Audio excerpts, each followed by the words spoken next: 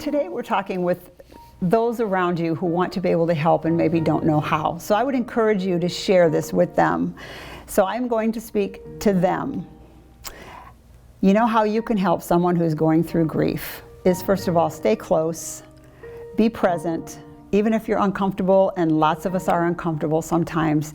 Just be there anyway and let them lead, let them decide what they want to talk about, what they want to say.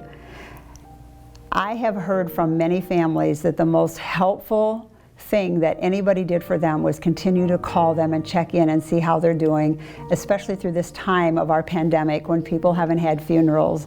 Those phone calls from loved ones and friends, they mean so much. Not just after a month, after 6 months, after a year even. And remember active listening. Remember to let it be about them and not about you.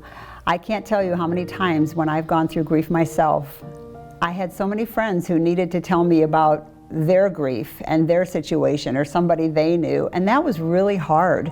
And so let it be about them, because this is going to be their story. And maybe not your story, not right now. And invite them, continue to invite them to go to things, to go to whether it's the grocery store or out for coffee.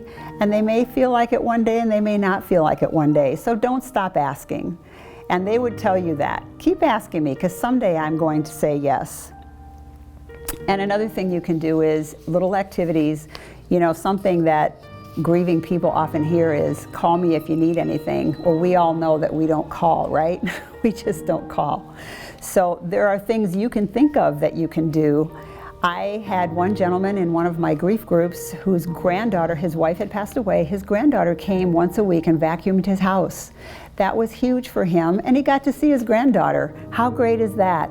There are little things that feel monumental to a person going through loss.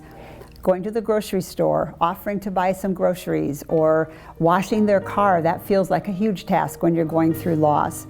Think of things that you can do and just show up.